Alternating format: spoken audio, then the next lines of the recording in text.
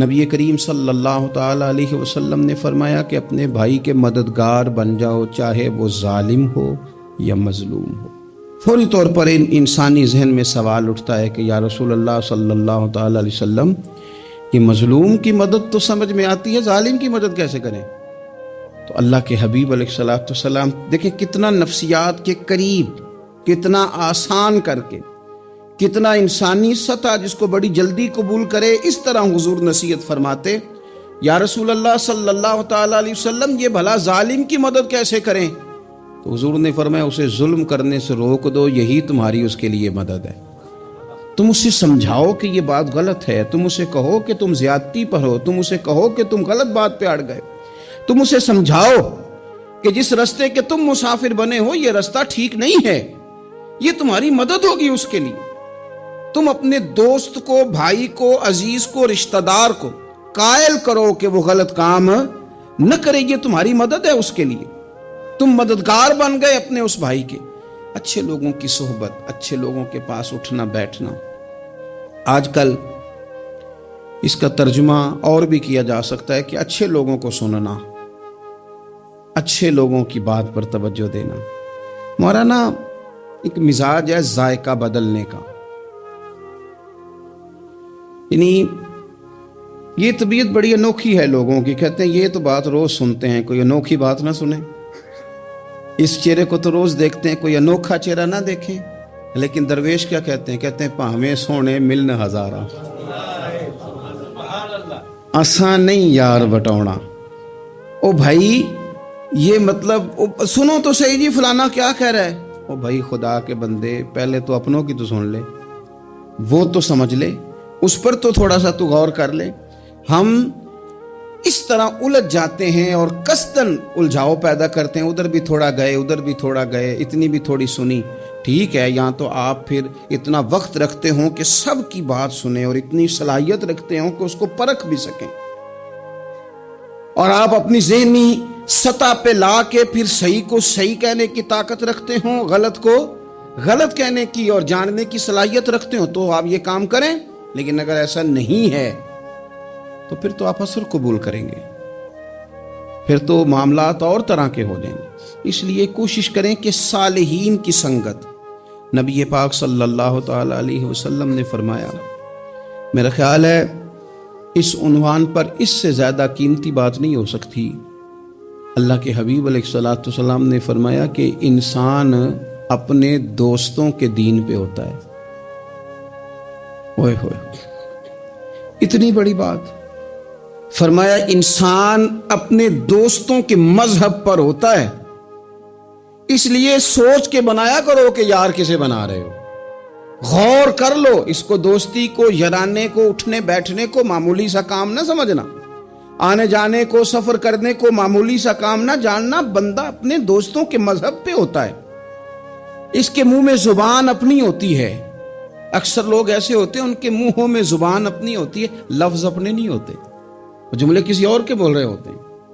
اس کا مطلب یہ ہوتا ہے کہ وہ سارا اثر قبول کر چکے ہیں کہ جو انہیں یہاں تو راہ حق پہ لے گیا ہے، اور اگر جس کا وہ اثر لے رہے تھے بندہ غلط تھا تو وہ انہیں غلط طرق پہ لے گیا ہے۔ ایک بات خواجہ حسن بصری کی، اللہ اکبر، صحیح لوگ چل رہے ہوتے ہیں، کسی درویش کے عقیدت مند ہوتے ہیں، تربیت پا رہے ہوتے ہیں، رستہ صحیح چل رہا ہوتا ہے، لیکن وہ مطلب فٹافٹ ایک کوئی شخص بیچ میں گھستا ہے اور آگے کہتا ہے نہیں میں تجھے بتاتا ہوں معاملہ تو کچھ اور ہے۔ وہ بالکل سڑک پہ صحیح چل رہے، اب انہوں نے غلطی کیا کی، انہوں نے ہر چمکنے والی چیز کو سونا سمجھ لیا، انہوں نے ہر اجلی چیز کو طیب جان لیا۔ حضرت خواجہ حسن بصری فرماتے ہیں بروں کی صحبت میں نہ بیٹھنا، بروں کی صحبت تجھے اچھوں سے بدگمان کر دے گی، وہ تیرے ذہن میں اچھوں کے بارے میں۔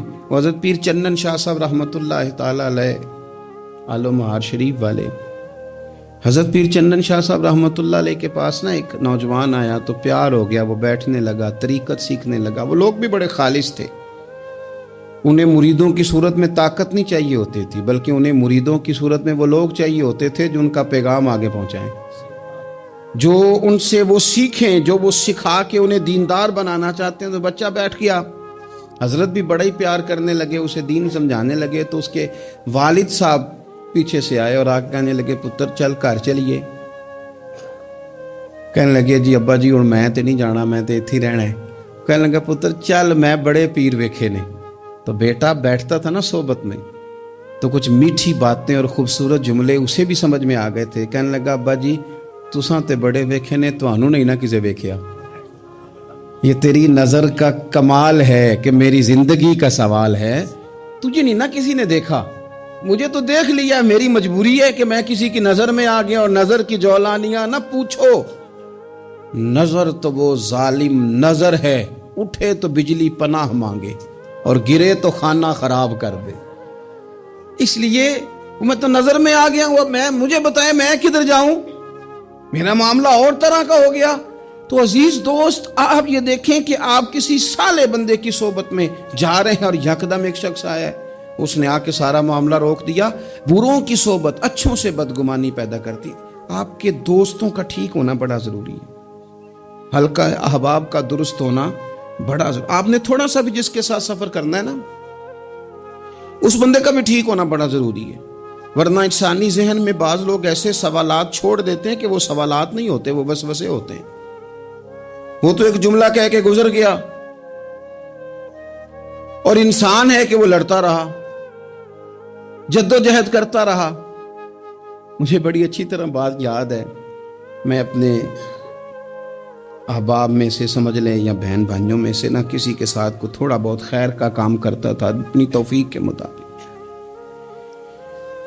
تو ایک دن میں دوبارہ سے اسی سلسلے میں اپنی خدمت کے لیے حاضر ہوا تھا. تو میں واپس لوٹا تو ایک صاحب مجھ سے کہنے لگے کنا کچھ تو سائیں پار چانا ہے. دیکھ رہے ہیں سالوں گزر گئے. میں آپ کو اپنی بات بتاتا ہوں. تو واقعی میرا ذہن الجھنے لگ گیا. واپس آنے تک میں نے کہا یار یہ کب تک، یعنی کہ تو ہر روز کوئی نہ کوئی بات سنا دیتے ہیں کہ فلانی بھی مجبوری ہے، فلانی بھی، کب تک یہ کرنا ہے. میرا ذہن خاصا الجھ گیا اور میں بڑی عجیب سی کیفیت میں چلا گیا. میں اسی پریشانی کے عالم میں تھا کہ میں نے طبقات امام شورانی کھولا. ویسے ہی بائی دوے تو سامنے ایک بزرگ کا کال آ گیا. وہ کہنے لگے یاد رکھنا بندے بندوں کے محتاج نہیں، بندے رب کے محتاج ہیں. اور اگر کوئی بندہ کسی کا بھلا کرتا ہے نا تو بس اللہ نے اس کی ڈیوٹی لگائی ہے، باقی دے اللہ ہی راہ ہے. بندے بندوں کے محتاج. اگر کوئی بندہ کسی کو کچھ دیتا بھی ہے تو وہ اللہ کی دی ہوئی ڈیوٹی سر انجام دیتا ہے. بندے او ہو میرا تو رو رو کے برا حال ہو گیا. اور میں نے کہا تو کیا سوچنے لگ گیا تھا، تو کچھ ہے. میں مسکین پرانا خادم کسے در ملی نہ ٹوئی، تے واصف یار نے نظر جو کیتی تے واصف ہی ہوئی. وہ پتہ سارا ہے نا سردار نو کیتیاں دا، اے دا پردہ چپایا ہی چلو بھلا ہو سی. الجھے نہیں، لوگ الجھا دیں گے آپ کو. چھوٹی سی بات کریں گے آپ الجھ نہیں، آپ کہیں گے اوہ میری وجہ سے چل رہا. تیری وجہ سے کچھ بھی نہیں چل رہا، کچھ بھی نہیں تیری وجہ سے چل رہا.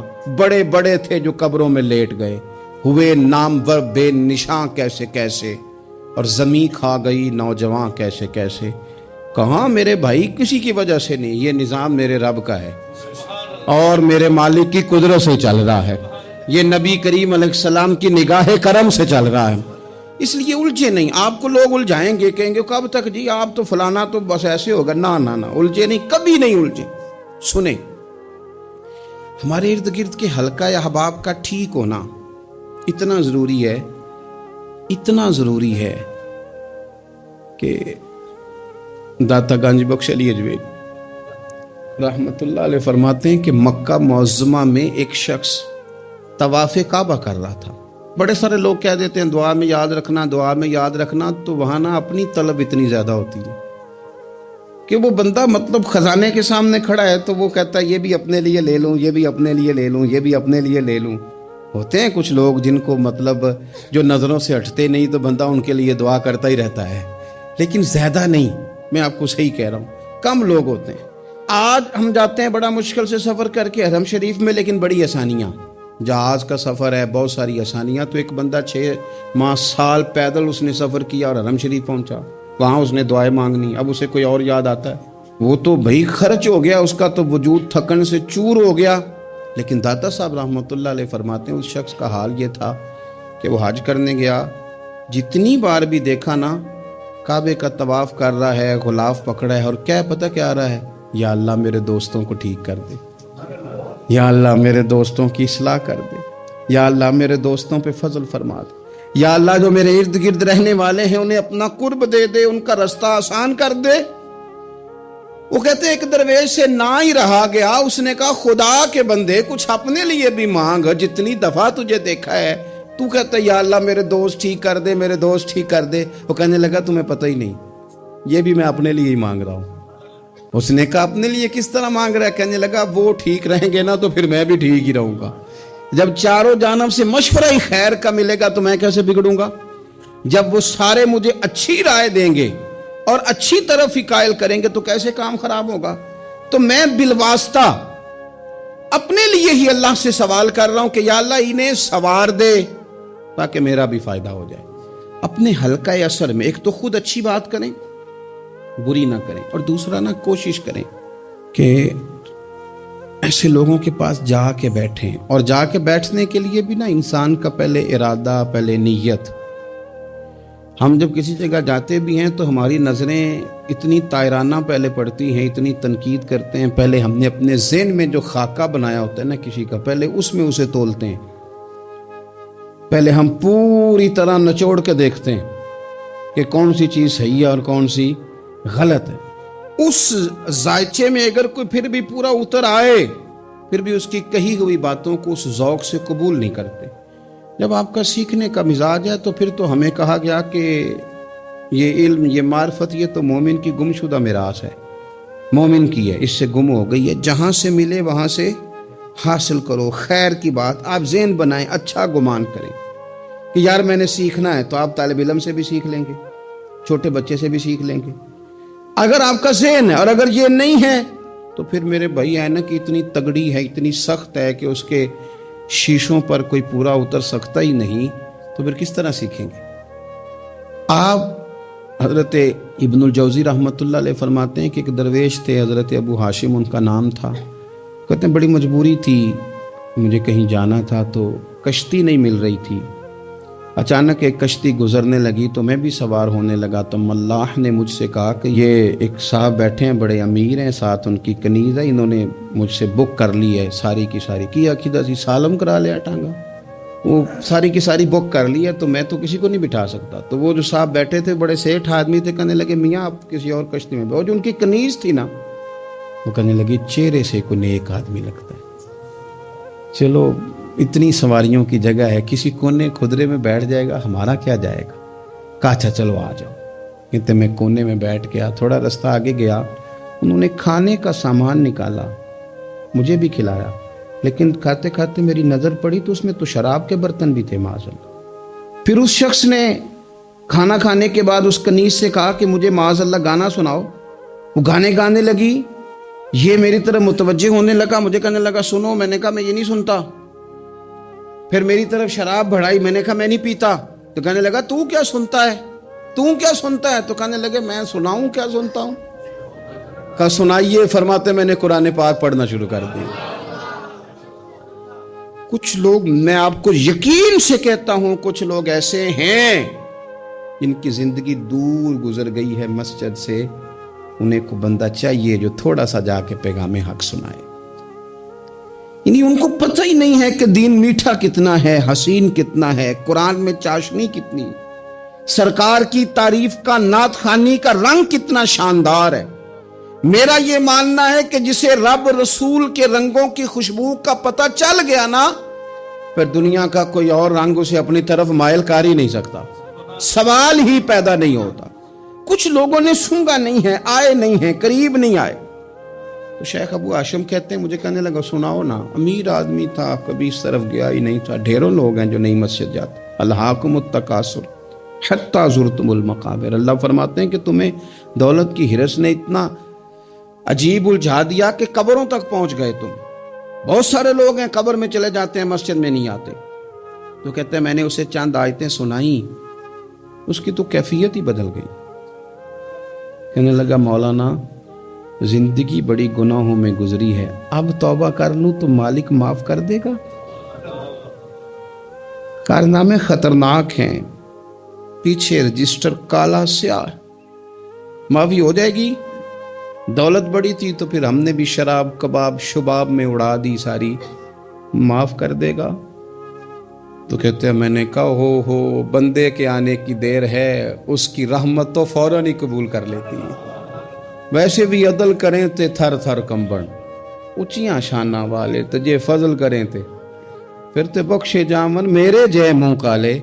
کہتے اس نے اس کنیز کو آزاد کیا، دولت اللہ کی راہ میں خیرات کی، 40 سال میرے ساتھ رہا، پھر میں نے اس کی زبان سے سوائے خیر کے جملہ نہیں سنا۔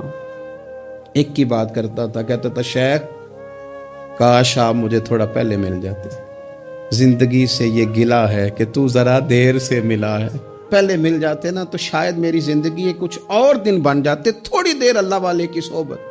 آپ فرماتے ہیں پھر وہ 40 سال کے بعد میرے سامنے انتقال ہوا، میں نے ہی دفن کیا، میں نے ہی قبر میں اتارا، جنازے کا اہتمام بھی میں نے ہی کیا، میرا یار تھا، دل لگ گیا تھا، پیار ہو گیا تھا، میں پریشان رہتا۔ ایک دن خواب میں مل کے مجھے کہنے لگا فکر نہ کر، میں نے اپنے رب کو بڑا ہی مہربان پایا ہے، میں نے اسے بڑا کریم پایا ہے، معاف کرنے والا پایا ہے، درگزر کرنے والا پایا ہے، اس نے فضل فرما دیا، میرے گناہوں پر اس کے عفو و درگزر کا قلم چل گیا ہے، اور میرے حق میں جو فیصلہ آیا ہے وہ رحمت والا ہی آیا ہے، فضل والا ہی فیصلہ آیا ہے۔ عزیز دوستو، تھوڑی دیر کسی نیک آدمی کی صحبت، ایک تو یہ ہے کہ وہ صحبت تقوی کی طرف مائل کرے گی، تو برے آدمی کی صحبت نا آپ کی طبیعت میں ہیجان پیدا کرے گی، ہیجان۔ وہ لوگ ہی ہوتے ہیں جو مل کے کہتے ہیں چھوڑ ساری دنیا داری ہے، پیسے ہوں تو سارے ٹھیک ہیں، یہ لوگ ہی ہیں جو یہ سبق بھی پڑھاتے ہیں، وہ لوگ ہی ہیں وہ کہتے ہیں چھوڑ یار، کون سے درویش کون سے مولوی کون سے دیندار سب اسی طرح کے ہی ہیں، یہ لوگ ہی ہیں جو کہتے ہیں چھوڑو میاں تم کس چکر میں پڑ گئے، ابھی تو اتنی عمر پڑی ہے۔ یہ سب چیزیں ہیں۔ ہمارے صاحب رحمت اللہ علیہ ارشاد فرمایا کرتے تھے کہ بڑے بڑے گھروں کے مہمان نہ بننا، ورنہ بڑے بڑے اونچے اونچے مکان تمہارا بھی دل چاہے گا، کبھی میرا بھی اس طرح کا گھر ہو جائے نا۔ بڑے بڑے اونچے اونچے منصب دار لوگوں کے پاس نہ جانا، ورنہ تمہارا خیال بڑھے گا۔ دعوت کے لیے جانا، پیغام حق کے لیے جانا، وہ معاملہ ایک الگ ہے، لیکن اس شوق سے جانا کہ یہ بڑا آدمی ہے، فرمایا تمہارے لیے مشکل ہو جائے گی۔ تمہارا دل کہے گا کہ تو اتنے بڑے گھر میں کیوں نہیں رہ سکتا۔ اور پھر میں نے یہ بھی دیکھا ہے کہ بڑے بڑے خیر والے لوگ تھے لیکن صحبت بری مل گئی، لوگ نہیں ٹھیک مل سکے، مشیر نہیں ٹھیک مل سکے، معاونین نہیں ٹھیک مل سکے، رستے میں رہ گئے۔ صحیح بخاری میں ایک بادشاہ کا واقعہ ہے، بادشاہ کا۔ میں نے جب اسے پڑھا تو میں حیران ہی رہ گیا کہ یہ جو مشیر وزیر ہوتے ہیں یہاں تک لے جاتے ہیں بندے کو۔ ہمارے ایک وزیر صاحب نے تھوڑے دن پہلے کہا ہے بیچارے نا خبروں میں رہنے کے لیے اس طرح کی شرارتیں کرتے ہیں، اس کی وجہ یہ ہوتی ہے کہ ملک کا نظام تو چلتا نہیں، پھر وہ چاہتے ہیں کچھ لوگوں کو ادھر الجھا دو تاکہ وہ اصل سے ان کی توجہ ہٹ جائے۔ انہوں نے کہا جی قائد اعظم اسلامی ملک نہیں بنانا چاہتے تھے، تو کون سا بنانا چاہتے تھے؟ پاکستان کا مطلب کیا؟ لا الہ الا اللہ محمد رسول اللہ صلی اللہ علیہ وسلم۔ میں آپ کے جواب میں صرف اتنی بات کہوں گا کہ جو پاکستان بنانے والے تھے نا وہ آپ کی طرح کے لوگ نہیں بنانا چاہتے تھے، آپ کی طرح کے لوگوں کے حوالے نہیں کرنا چاہتے۔ ہمارے لیڈروں کا یہ حال ہے کہ اس طرح کے لوگوں کو مشیر بنا لیتے ہیں، وزیر بنا لیتے ہیں، یہ کتنی رکاوٹ پیدا کرتے ہیں، کتنی تباہی کرتے ہیں۔ دیکھیے بخاری میں موجود ہے، ہرقل بادشاہ نے حضرت ابو سفیان رضی اللہ تعالیٰ عنہ جو اس وقت ابھی کلمہ نہیں پڑھتے تھے ان کو بلا کے نبی پاک علیہ السلام کے بارے میں ساری باتیں پوچھی، ایک ایک بات اس نے حضور کے بارے میں پوچھی، اور آخر میں یہ بھی پوچھا کہ کیا انہوں نے معاذ اللہ کبھی جھوٹ بولا ہے؟ ابو سفیان کہنے لگے نہیں، قربان جاؤں میری مخالفت اپنی جگہ پہ، لیکن وہ میرے سامنے پیدا ہوئے ہیں، 40 سال کی عمر میں اعلان نبوت کیا ہے، ان کی گود میں بیٹیاں کھیلتے میں نے دیکھی ہیں، ان کے مقدس بال میرے سامنے سفید ہوئے ہیں، محبوب نے جب بھی بولا حق اور سچ ہی بولا ہے۔ اس کی نہ طبیعت میں دین اتر گیا بادشاہ کی. اس نے اس کے جواب میں بڑا خوبصورت جملہ کہا. کہنے لگا جس نے بندوں